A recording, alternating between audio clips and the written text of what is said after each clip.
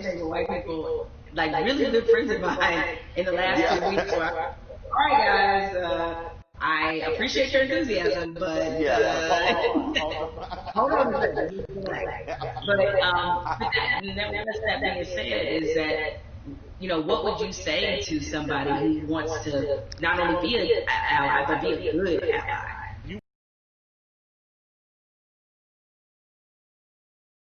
The allyship.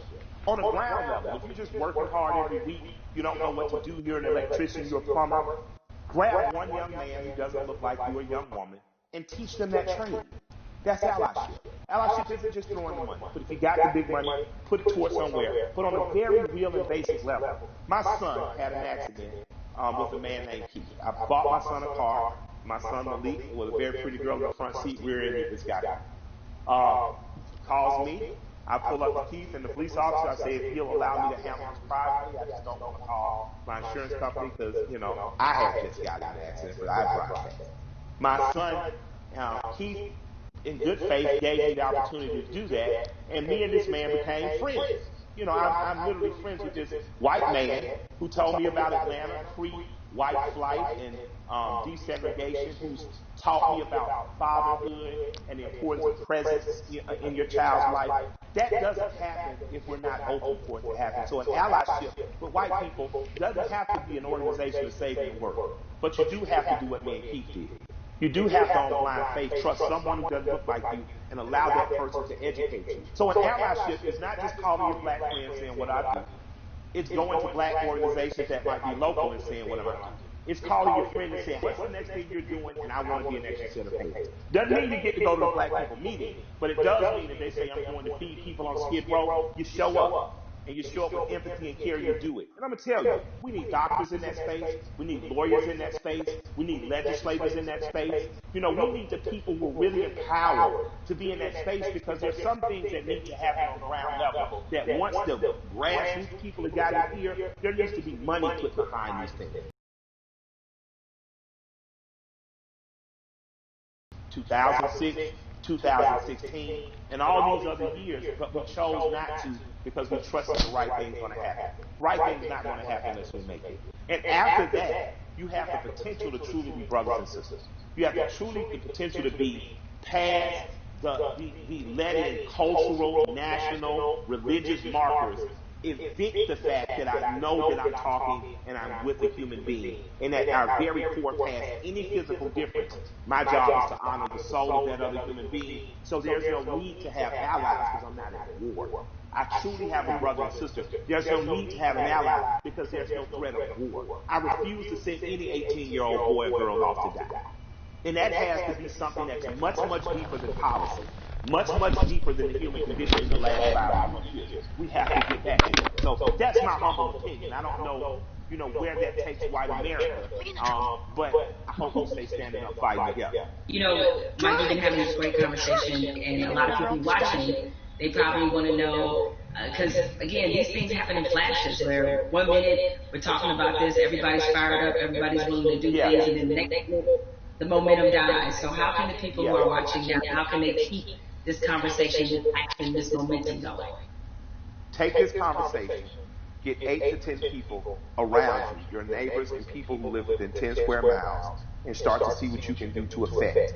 And then connect with other people that may be in closer proximity, 30, 40, 50 miles, even another city or places that are doing it right, or that are doing it right in other places. Connect with those people. And just if all of us do a little, no one has to do a lot.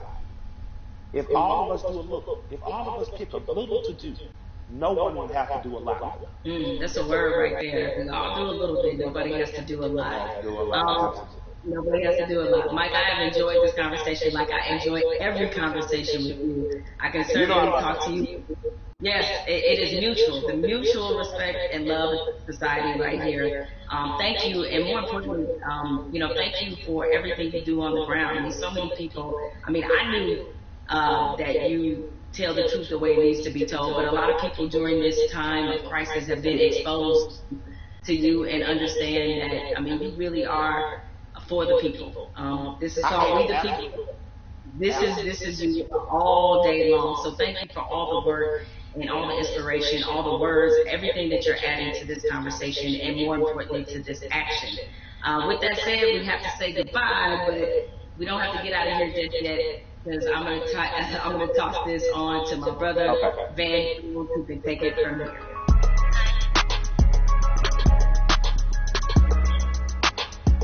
Jamel and I, we spent the past hour, we've been talking to Killer Mike, we've been talking to Elaine Welteroth. We also got a chance to see that amazing video from Lil Baby. Jamel, what did you get from your conversation with Killer Mike? And more importantly to me, what do you make of this moment that we're in? The one thing you can always expect from Killer Mike is blunt honesty. I think that's why a lot of people look at him as a really credible voice right now.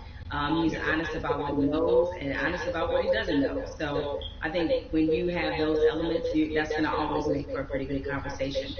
I'm with you. I mean, this moment at the same time is welcome.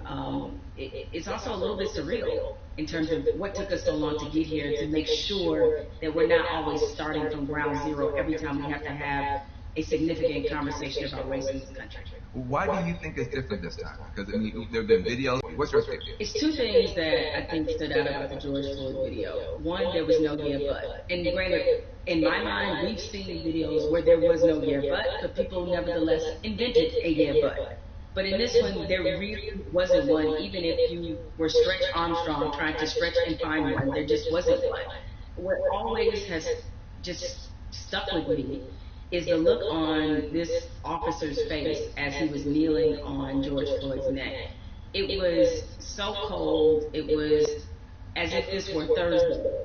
And he showed such a little emotion, remorse, any emotion you want to name. He didn't show any of that as he killed a man in the middle of the street with bystanders looking on. So I think that situation, coupled with the fact we had already been reeling from Ahmaud Arbery, we'd already been reeling from Breonna Taylor, and even though the situation wasn't fatal, there was definitely a storm of frustration at what happened with Christian Cooper. So this all together leads us to this moment where finally even the most adamant naysayers who wanted to pretend as if this wasn't a structural problem, what could they say? I mean, there was nothing else that could be said, and I think everybody who was already fed up decided now is the moment, now is the time. The world has slowed down because of COVID-19. If we are going to address this, this needs to happen now. I've never seen 20, 30 million white people asking black people for leadership. That's interesting because they start going, what do you want me to do? I'm like, well, I don't know, Google is a powerful tool. I don't know. I'm realizing now, though, that this is an honest question. How do you think that we as African Americans and our allies can rise to meet a moment like this and actually accept the fact that we may actually have a couple million new allies, and how do we deal with that? That's new for us. I'm glad you used the word leadership, because there's a difference between us being put in a leadership position and us being put in an educational position. The educational part, we are long past, right? We don't want to be educating anybody else about race. We're not here to soothe you. We're not here to make you feel better. But leadership is something different. And it looks different depending on how you want us to take that leadership. Certainly, we are accustomed to being a voice on these issues. We're accustomed to setting the agenda. It's fine if we continue to lead in that direction. I think what we're looking for is, if this were, a relay race, we want to pass the baton, and we want you to be able to say, okay, here's what we've been feeling about this issue. Here's what needs to happen to change it. The other part of this race is that you got to be willing to run it just as hard and as fast as we are. Because if you're not, that's why we remain stuck in the flying pattern that we've been in for hundreds of years and decades as we've tried to reconcile this issue. So we have to figure out what is the most useful way of allyship. We see a lot of people throwing statements around. We see a lot of people throwing money around. We need that to be a focused effort, and more importantly, to be vocal about it.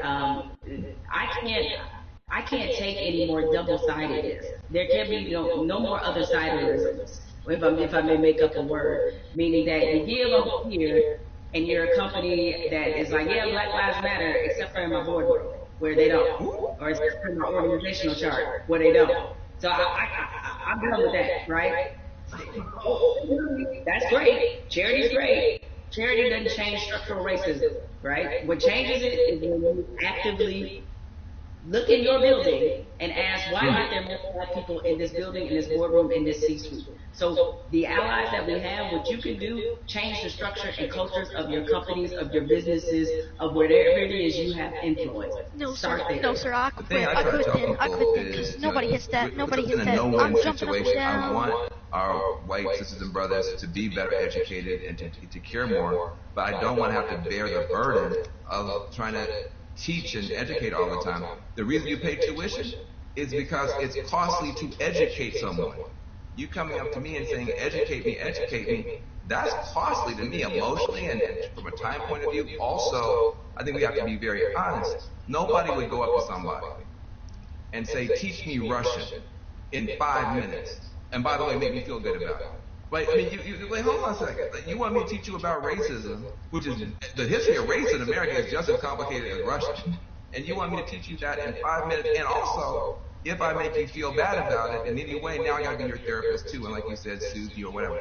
That's gotta stop. I would love for somebody to come to me and say, I made my whole family watch the 13th and read the new Jim Crow and read White Fragility, and we had a question on page 52. Now, hey, we can have that conversation all day long because you're doing your homework. But don't flop on me like you never heard of Google. If you want to know about cryptocurrencies or whatever, you find that stuff out before any black person ever heard of it. So I'm sure you can educate yourself about anything you want to know. I have to say something to you because I've never gotten a chance to talk to you. I feel like I know you because I'm such a big, mad, crazy Standards fan. But I love you to death. I just am so proud of you. I say I'm proud of you almost as Patrick.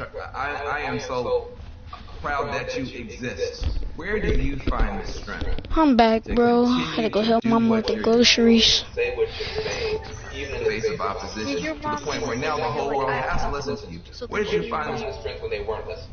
I guess maybe this is just part of the black woman's condition is that we don't know any other way. And most of us, I come from a line of black women who are just like this. My mother's like this. You know, you sound like Where it's the you sound like my cousin DeMarcus with that deep voice. And scream until they hear you. You know what I'm saying? Is that because the opposite. To do the opposite of that is what? Is that I can't even afford to do that. I don't know any other mode. Why you enjoying my game? To fight for what's right, but to try to stand on the right side of history, but to speak for people Well, if you're watching Blood Clouds, a voice or a platform as large as mine, because somebody did it for me. What advice do you have for people who want to have these conversations, maybe not as well spoken, not as well read as you might be, but who really are sincere and want to have a conversation? I think you have to start from a point of honesty and being real about what some of your beliefs, prejudices, biases are, where they come from, why you learned them. I think if you take anything else beyond race, as we get older, we do a whole lot of unlearning. Young folks, when you get to like your 30s, you do a whole lot of that, right? But my advice is to always start from the point of truth and honesty and self-awareness. And you'd be surprised what you can get accomplished just by digging into those things. I mean, if you know you come from a racist background, or if you come from where race was talking about a certain way, be honest about what those conversations were and what they taught you. And ask yourself, is this the kind of person that you really want to be? Yeah, I feel like there's a 21st century mindset, a 21st century skill set that, everybody's going to need a mindset of empathy. I mean, we're going to be dealing with people of every color, flavor, every kind of human being ever born. We all have to deal with each other because of the internet, because of just the world economy. You're going to be competing against people in China and Nigeria. That's just the world. So you have to have a mindset of empathy to really try to understand where people are coming from. You have to have a skill set of listening. If you understand this conversation, you can talk to black folk and brown folk and Muslims, everybody else. So we're trying to convert a benefit to you. We're trying to make you better. It'll make my life better, but it'll make your life better too. Now, what charity are you supporting? Well, as some people can maybe see my T-shirt, it says support black journalists, right? The lack of still black journalists in most newsrooms is pretty appalling. What changed my life and what got me really on the right path in this business was being a member of the National Association of Black Journalists. NABJ is the largest minority journalism organization in the country. The development, the networking, job fair, internships, scholarships, what happens there has changed lives. You know, it changed a lot of people's careers. I mean, people like you, Van, and everybody when they think of Roland Martin, Soledad O'Brien, it's just a number of people, Michael Wilbon, that are a part of this organization and have been able to build legacies there. And so it's on us to, again, usher in this next generation of young journalists who, I get it right now, feeling really discouraged when they look at not just what a lot of newsrooms look like, what a lot of networks look like, but also we're under the under the shadow of a pandemic right now. So there's a lot of journalists who have lost their jobs, a lot of companies are downsizing. They need a reason to believe and be in this business. And so NABJ has done so much for my career to do that for others. Yeah. So that's the charity that I support, the organization that has changed my life and that many others. Well, listen, I second that, third that, fourth that, NABJ. I think I might try to clip the next skill. I've got groups I want to support as well. But what I want to say to you is just thank you for your life, for your leadership, for your courage, for your entrepreneurship, for your t-shirts and all that type of stuff. Make sure to support the sisters' businesses, and let's Clip that. I got good news for you, I got bad news for you. The good news is that people are activating all around the world, all across the planet for change. That is a powerful moment. Here's the bad news. Unfortunately, this is not a one answer fixes everything situation. We're talking about systemic problems, which means it's not just one law or one person. You need 360 degrees of change to shift to get the outcome that's right. But we can get there if we keep talking, if we keep working, if we keep building.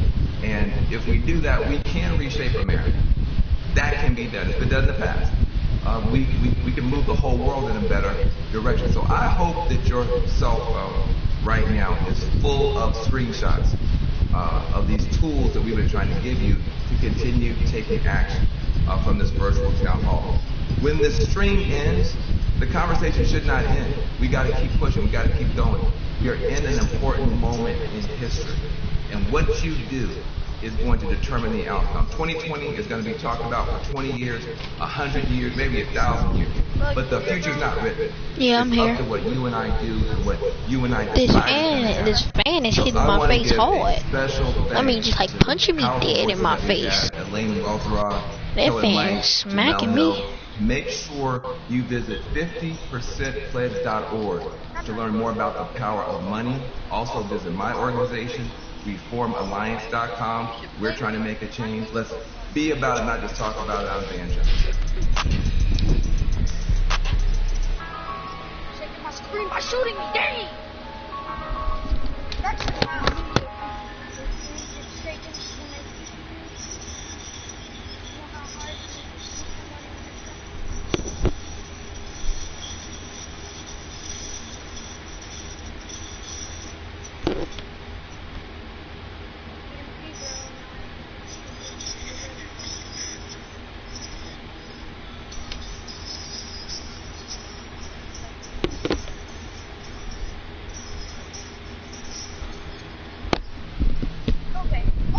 I give up. Teammate put me in the back. You gotta get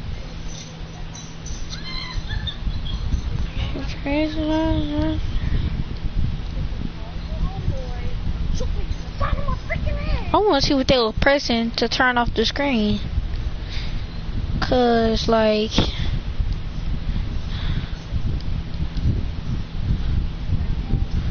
where you at?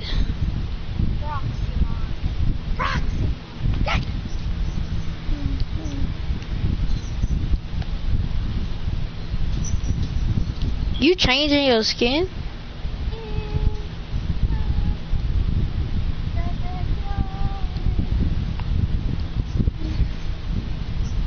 Yeah, just come to the big screen.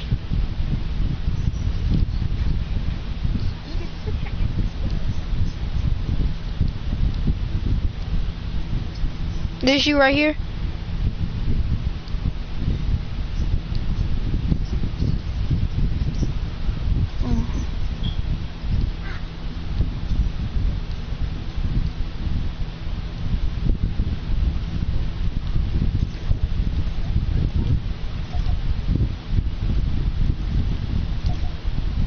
I could do that in real life.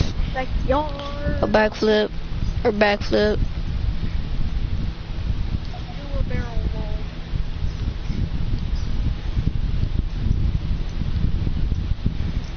roll. Well, don't say it like that. Just be like, when we gonna hang out? Just say it like that. Say come over, just like weird. Yeah. I did. I think I did. I'm joining right now. Put your brakes in the backyard. I think it's over and I'm still looking at it for no reason.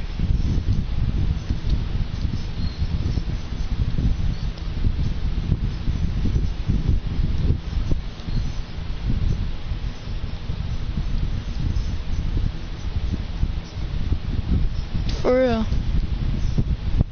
Ain't nobody scared of no cop. We'll talk.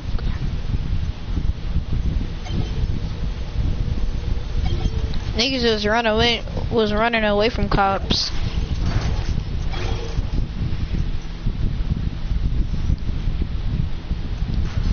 For real.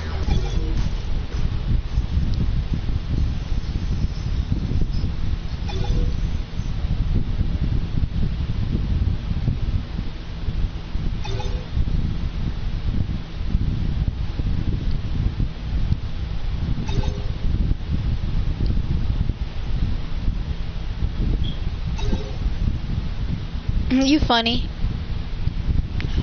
I pulled the same girl twice. Matter of fact, 3 times. Boy, stop playing with me, dude. Real talk.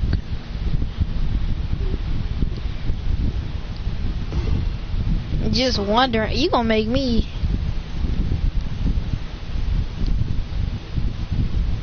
I gave him chance. I even told him just please. I'm going to listen to that song with my phone. I always lose it. I don't know why. I always lose it. Then when I find it, end up crack. I don't know why.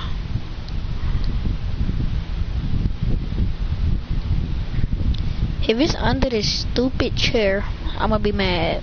I know where I left it at. It's in the front room. Let me go get that real quick.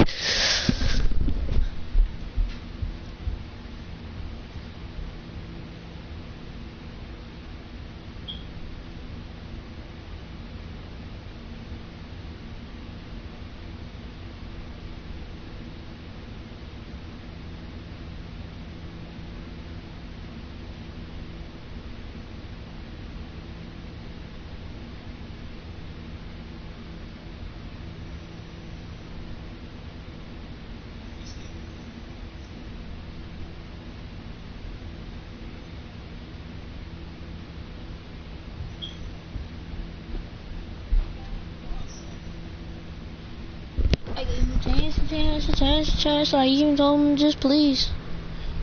Alright, now I gotta find my controller. It's over with. Now I'm going back to the lobby.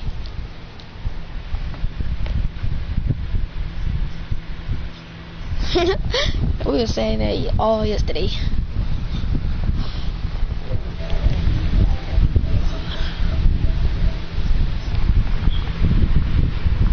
I broke that today. I broke that today.